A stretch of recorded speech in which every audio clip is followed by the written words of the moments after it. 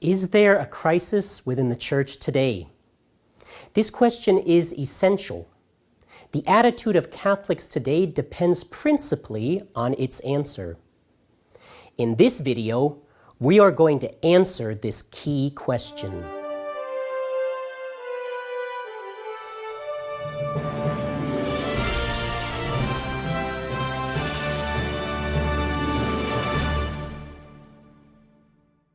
It is a fact that the Catholic Church is suffering a grave crisis. In the 1960s, at the time of the Second Vatican Council, there were hopes for a new springtime in the Church. Exactly the opposite has come to pass.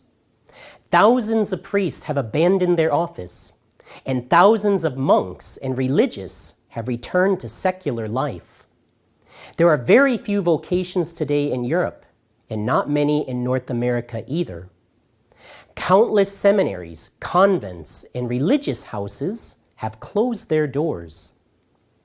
Many parishes lack priests, and religious congregations are obliged to abandon schools, hospitals, and homes for the aged. The crisis within the Catholic Church is a crisis of faith.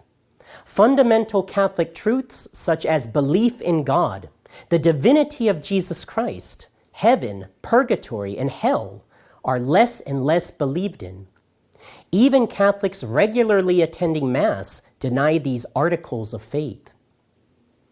Pope Paul VI lamented already on June 29, 1972, "Through some crack, the smoke of Satan has entered the temple of God."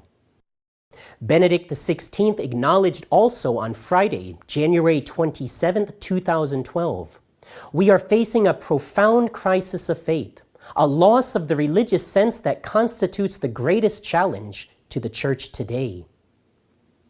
This confusion about what is true and false leads to confusion about what is good and evil. Doctrinal confusion leads to moral confusion.